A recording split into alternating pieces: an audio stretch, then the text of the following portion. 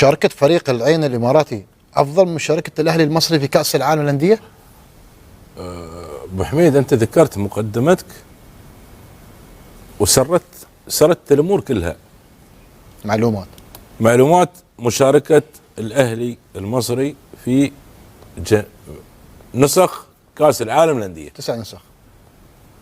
هذا الفريق اليوم يوم تقيسه مع العين، طبيعي العين أفضل، ومع الرجاء، والرجاء أفضل. ليش أفضل؟ لأن هذول صعدوا النهائي. صحيح.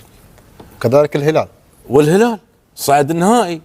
أما الأهلي رغم أنه هو أكثر نادي عربي مشارك في هذه البطولة إلا أنه ما قدر يوصل للنهائي، وهذا يعطيك مؤشر أن الأهلي مع كل احترامي كان الأهلي كيان كبير ونحن نحترم صحيح هذا، ولكن أثبت بأن الأهلي أتصور بأنه هو فقط على المستوى المحلي والافريقي، اما العالمي ما يقدر.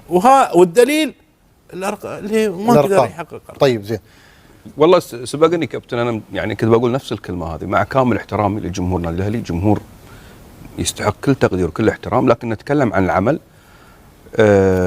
فريق الاهلي ليس بفريق عالمي. فريق الاهلي المصري ليس بفريق عالمي. اللي 9 نسخ مشارك، ليس بفريق عالمي. 9 نسخ، تجيب لي اقل شيء، تجيب لي الثاني، يعني 9 نسخ وما توصل الثاني. فريق الاهلي المصري ليس بفريق عالمي، وانما بفريق محلي وافريقي. الهلال افضل، الهلال افضل، الرجاء افضل، والعين افضل.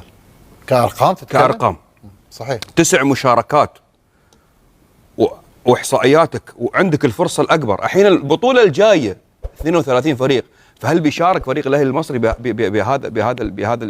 بهذا العمل الفني او بهذا المنظور؟ انا اعتقد فريق داش كاس العالم للانديه وما عنده مهاجم، عبد الله كيف؟ ما فيك مهاجم.